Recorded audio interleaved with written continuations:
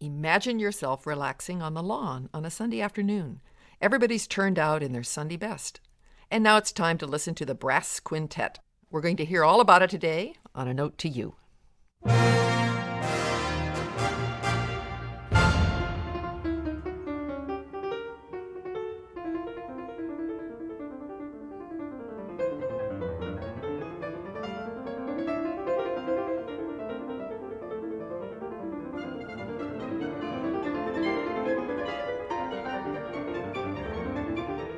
I'm Virginia Eskin. I've got a group of experts here on the subject of brass. It's a brass quintet live. They're a 12-year-old quintet, and I think you guys are one of the most sought-after groups in Boston. You told me before that there are 15 quintets. Well, I don't want to hear about them. I want the Majestic. Eric Berlin and Richard Watson play trumpet, and you play different kinds of trumpets, too. Yes, we do. A and B flat, is it? Or? We have B flat trumpets, C trumpets, cornets, piccolo trumpets, all kinds of things. Pick a trumpet. And then we have a French horn player, Whitacre Hill. And then on trombone is James Nova. And last but not least, and largest, is Matthew Gaunt. And he holds the whole thing together with tuba, literally, because you're the foundation of the house. Going back, let's paint the picture of how quintets came into being, because we know they sort of came from Germany, but why did brass music become popular in the United States? The history of brass instruments is really more as signaling devices, communication devices. Folks needed to be able to project further than their voices could carry, and so they'd pick up a shell or the horn of an animal or whatever they could.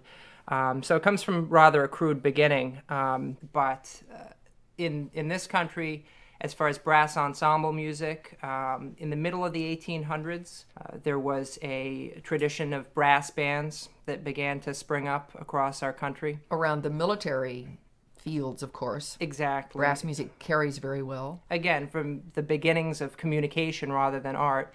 And the military bands then gave birth to civilian bands, and mostly with ensembles of sax horns, which were early brass instruments.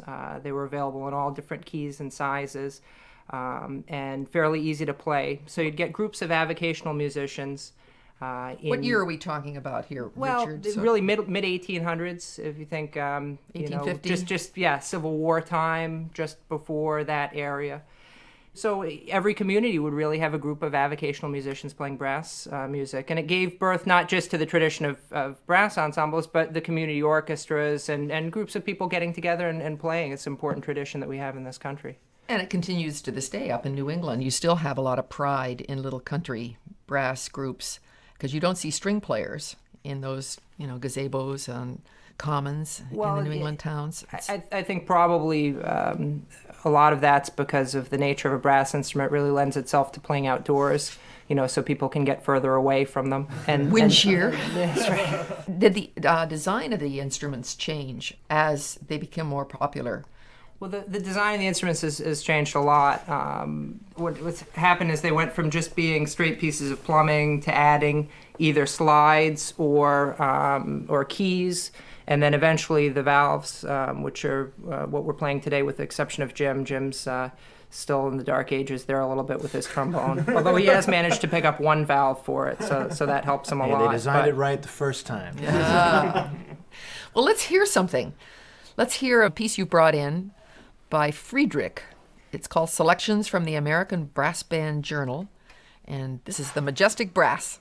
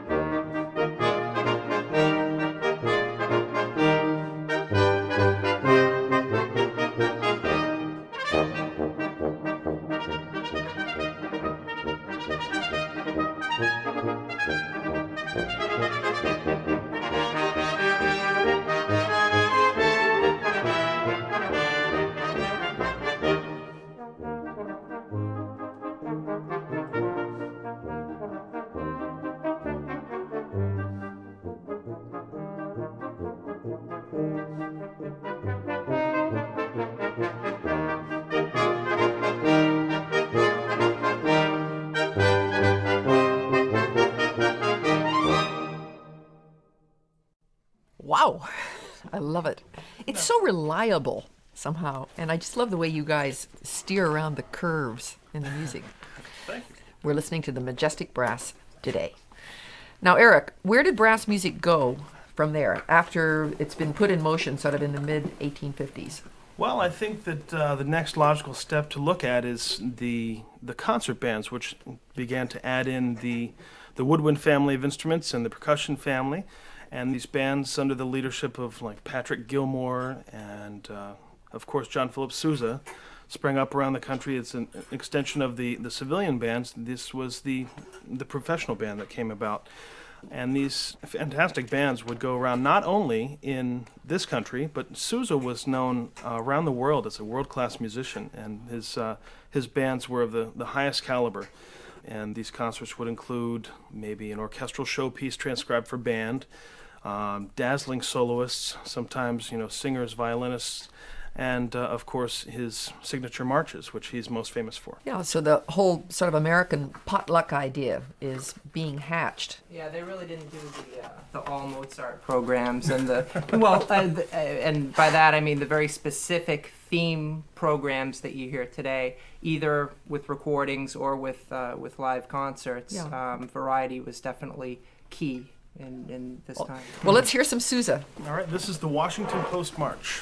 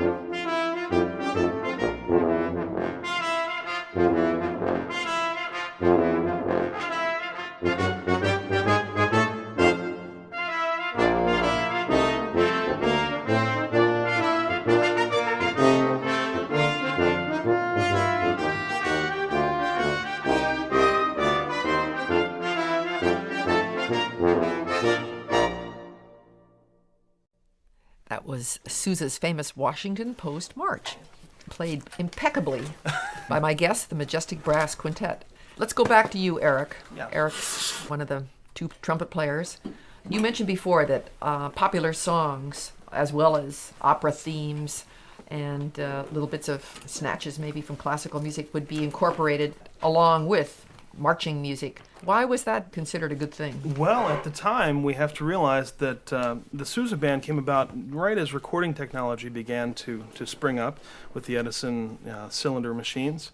And this was the medium that was used to get songs out to the public, was live performance. There was no radio, there was no television, no CDs, of course. And this was the way that people heard new songs. For example, Stephen Foster came about right around the Civil War, became our first professional songwriter, the first person who was able to survive entirely on proceeds from his compositions. He's known for like Beautiful Dreamer, Camptown Races, some of our most beloved American music. Americana, yeah.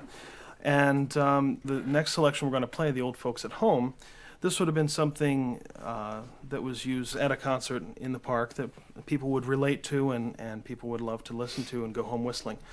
So, And probably about at this time, although it's a little bit earlier, you could buy sheet music at Yes. the dime store or novelty store.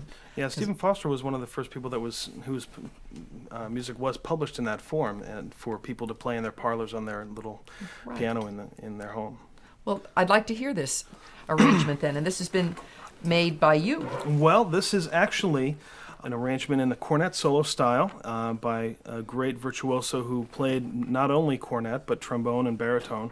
His name is Clay Smith, and I have arranged this for our quintet here. So it's going to give you a little bit of the flavor of an old-time band concert with a cornet soloist. Beautiful.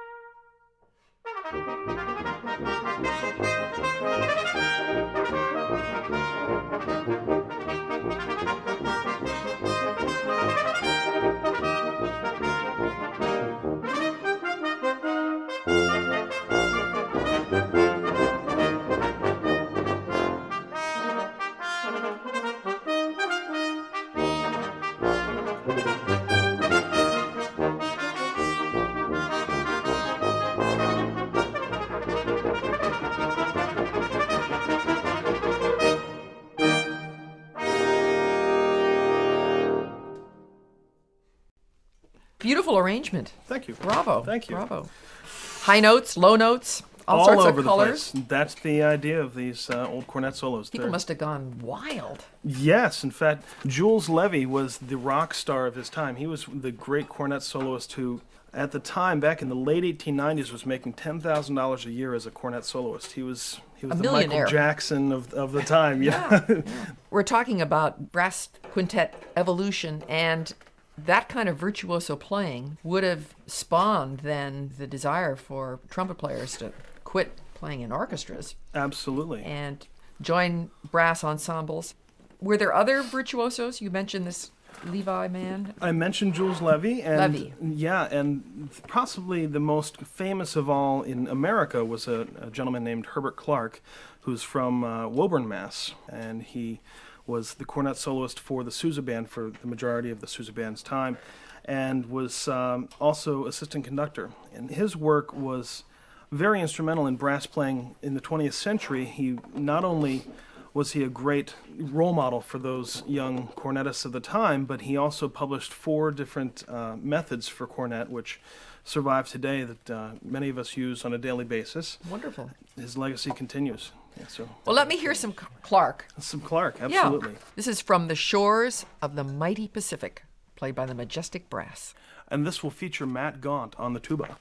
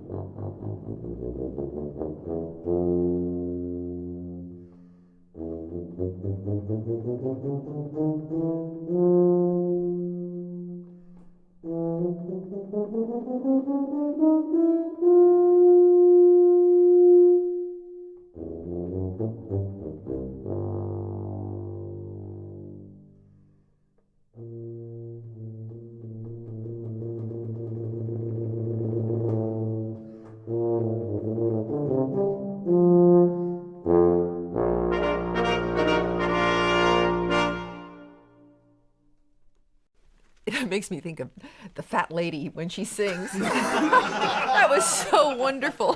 That's the smallest guy in the group. That's pretty good. That was Matthew Gaunt blowing our minds with a great tuba solo.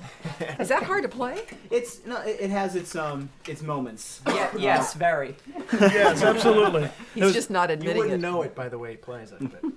Originally being a cornet solo, there actually weren't really many tuba virtuoso soloists in that time period. Why is that? Well, part of it I think is due to the fact that the tuba is actually the newest instrument in the brass family, having only been around since about the late 1850s or so. So it's kind of taken us a while to kind of catch up to speed with playing techniques and things like that. And usually in the beginning, like if you listen to the part I had in the Sousa March, it's just really a percussion part. Right. It's really the You're holding the whole thing together. Exactly. At the bottom. So it's only really been in the recent past that people started playing solo things on tuba. Sousa was actually interested in expanding the role of the tuba, but he kind of wanted to go the other way with it. He actually had designed and produced some sub-contrabass tubas, which are actually an octave lower than the tubas that we play now. They stand over 10 feet tall. I have seen, yes, at symphony concerts, and they sit on the floor, and there's like a little register. Looks like a valve, a thermometer thing that the player clicks into. Right. There's actually there were only 4 of these that were ever made. There's actually one over at Harvard. One of Sousa's players in his band destroyed one of the instruments because he found they're actually pretty unplayable. So he took it out in the Great Lakes and sank Shot it so it. that he could, that way he could actually keep his job. It always makes me think of a big stove or like something you could heat your house with, Right. those instruments. Very impressive. We're listening to the Majestic Brass Quintet today. I'm Virginia Eskin, and we're having a visit with 5 live ones. I'd love to hear from you if you have something to say about the program, or if you don't have something to say, write to us. The address is A Note to You, care of WGBH Radio, 125 Western Avenue, Boston, Massachusetts, 02134. The email address is a note to you at wgbh.org. A Note to You is made possible by the friends and alumni of Northeastern University.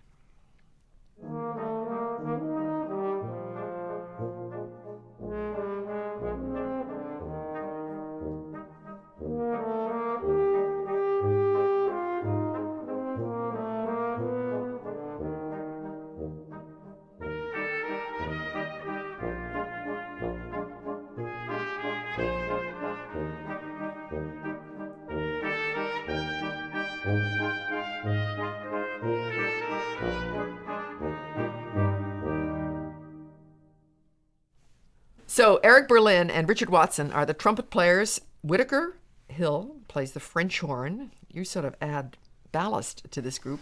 And then James Nova is the trombonist, and Matthew Gaunt, whom we just heard, is not Gaunt at all. He plays the tuba, the Majestic Brass Quintet. Now, I have to ask you, did you all start on these instruments as kids, and have you stuck with them? Or I started out on the violin, playing Suzuki violin when I was maybe 4 years old or just shy of that. And for real young kids, it's important to start on an instrument other than a brass instrument, because really in order to be able to take enough of a breath, the body has to grow up a little bit before you can really have a successful whack at a brass instrument. So usually 4th, 5th, 6th grade. Is that in there, true of the something rest like of you? that. Yeah, I started on the piano in 2nd grade and then the French horn in 4th this grade. is Whitacre speaking. And James? Well, I actually started on the trombone in 4th grade, and it was an interesting thing. I originally wanted to be a drummer, and in our school they had a form that you would fill out, and they had a secondary choice, and it turned out that like about 80% of the student body wanted to be a drummer. So you were So I was Scripted. banished to the trombone, and good thing too. came out in And the wash. Matthew, were you always tuba Well, oriented? actually, in 4th grade, I started playing piano. My parents forced me to because we had one in the house. And after a year, I was totally hooked. And then when it was time to join the band, obviously, you couldn't really play piano in band. So a friend dared me to play tuba because it was bigger than I was. Not too much has really changed, but... No. All right, well, let's go back to the history. So we've got Sousa, we've got Herbert, Clarke, and you played that nice medley of Camptown Races and Swanee River, which has a very southern flavor. What else was happening, Whitacre, in the South? Well, it was sort of another melting pot situation. There was sort of a revivalist movement down there with kind of a whole new set of hymns, not so much the Bach Lutheran type of contrapuntal hymns, but more folksy sounding hymns. And the African Americans, the slaves down there, sort of took to that and brought to that what they brought from their heritage, which was a lot of syncopation and rhythmic energy, and kind of coincidentally between the revivalist hymns and the African music, there's a lot of emphasis on the pentatonic scale, which is the normal scale has 8 notes in it, but the pentatonic scale is a 5-note scale, like if you play just the black notes on a keyboard. So out of that sort of meld of the African heritage and these revivalist hymns came the spirituals, and also the work songs sort of had an... So you're telling me that a brass band can play a spiritual? Well, actually, at the time, no. I mean, as far as I know, spirituals really weren't in the brass band repertoire, but we've included it in our program. We do have a spiritual arranged because it is a very important bridge from the popular music of the middle of the 1800s to the ragtime and the jazz that we're going to get into Proves later. that you guys can play anything. Right. Here's sometimes I feel like a motherless child.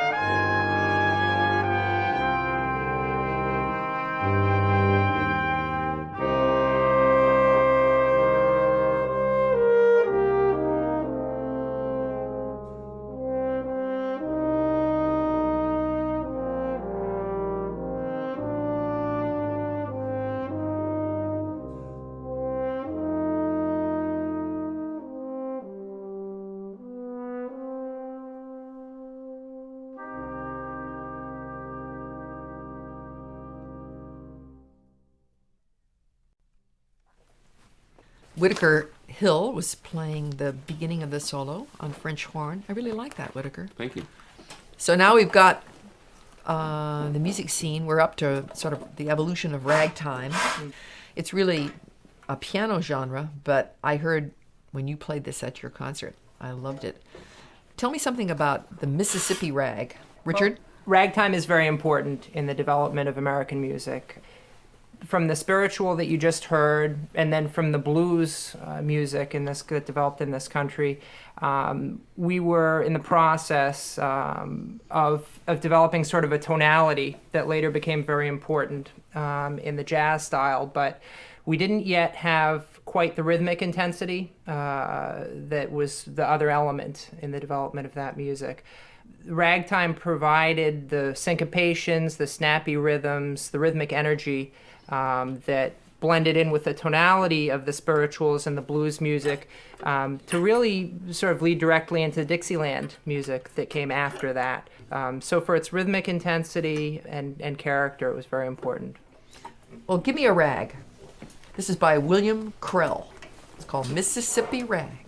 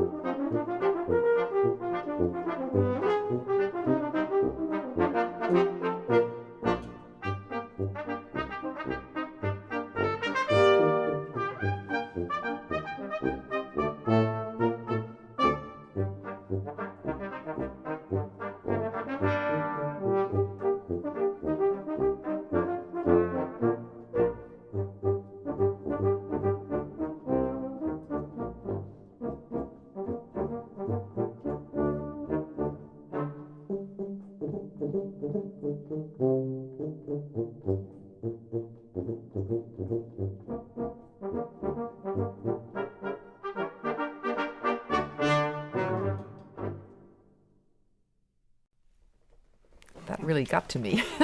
What I'm hearing is just a wonderful dynamic and precision control from you guys, which is really very pleasing. I've got the Majestic Brass Quintet here.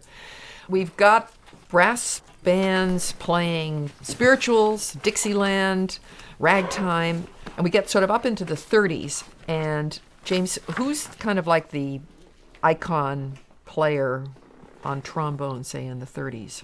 Well, I think the most famous trombonist, the guy who put the instrument really into the forefront, was Tommy Dorsey.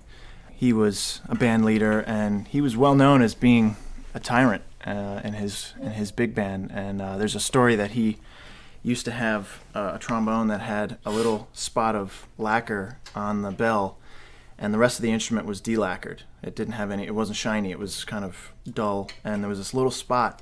And while he'd be playing his solos, he'd be kind of turning the bell left to right, looking around behind him, seeing who was screwing around behind him. Oh, well, now you're going to play something by Tommy Dorsey. Yeah. Could you just illustrate, James, what is so different about the trombone? I think you mean a glissando, what you're talking about. In the brass family, the trombone is probably the only instrument that's pretty much the same design since it was first made. How do you know where to stop for the pitch? Your ear tells you? Yeah, it's not fretted. It's the slide's not fretted. Yeah, you have to just practice and use your ear. I mean, it's a double-edged sword. You're playing a tuning slide. You're playing a moving tuning slide. Right. So, on one hand, you have ultimate control of the pitch, but on the other hand, you have ultimate control of the pitch. Here's I'm Getting Sentimental by Tommy Dorsey.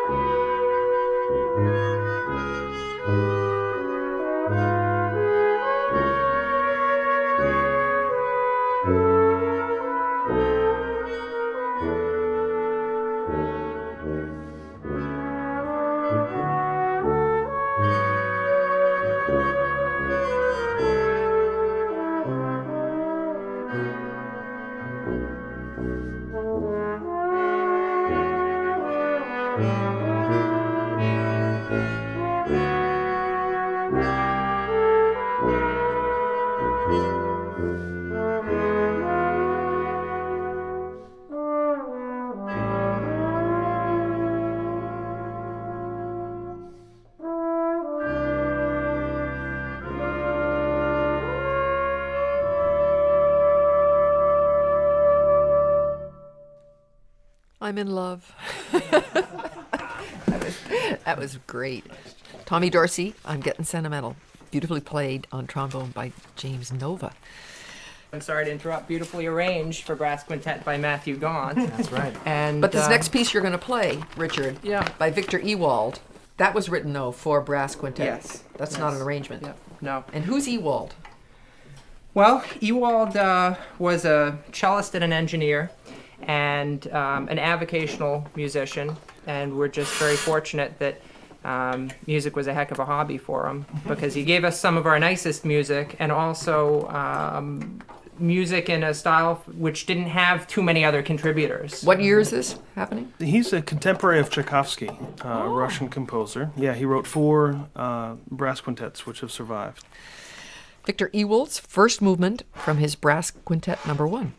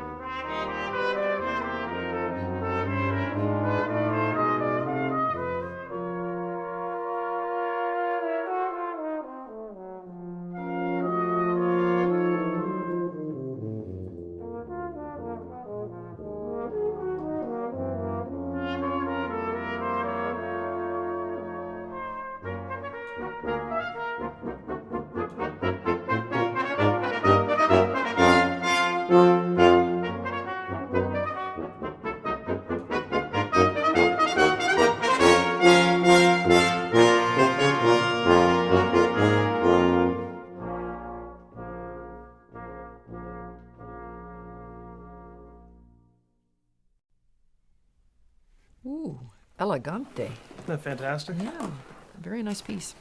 Got the Majestic Brass here, and they just played the first movement from Victor Ewald, Brass Quintet. And now we're going to hear a piece written by a man who's alive, Yes. Eric Ewazen. Eric Ewazen. He's a composer in New York City, and he's been doing quite well. There have been a ton of commissions, especially for brass music, from him. And this is a piece, Colchester Fantasy, which is based on 4 Irish pubs. And this is what we're going to play for you today is the last movement. It's called The Red Lion. Is this Individual a identity. code thing? No, You like to drink? Oh, we're brass musicians. We're talking about brass musicians may be liking to go to pubs. Forgive me that, I couldn't resist. All right, here's the fourth movement from the Colchester Fantasy, and as Eric said, it's called The Red Lion.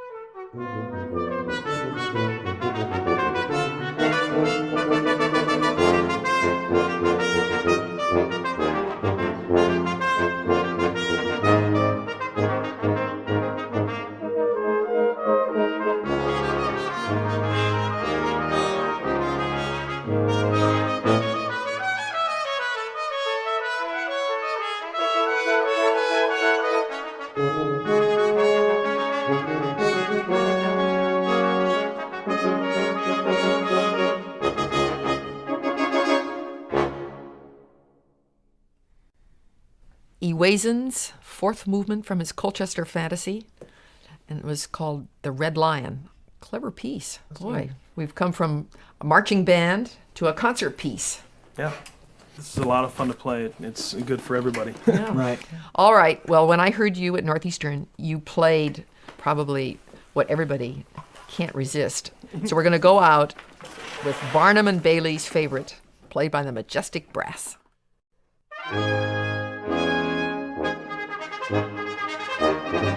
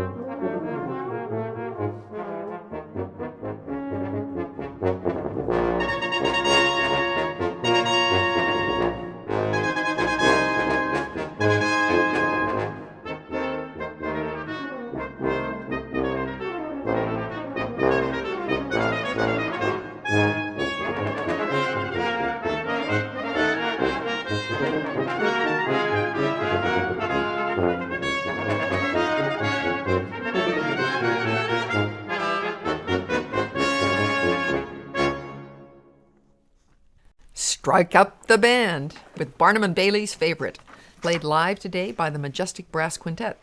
And I want to say your names again. Eric Berlin and Richard Watson playing trumpet. And you played a couple of different trumpets just then. Yeah. Little switcheroonies here. Whitacre Hill on French horn. James Nova is the trombonist. And Matthew Gaunt is the tuba player. And it's been a real treat. I think I want to run away and join a brass quintet. To hell with real life. Our engineer today has been Jane Pippick. Our producer is Alan McClellan, and I'm Virginia Eskin. A Note to You is made possible by the friends and alumni of Northeastern University, and it's produced by Northeastern University in cooperation with WGBH Radio, Boston.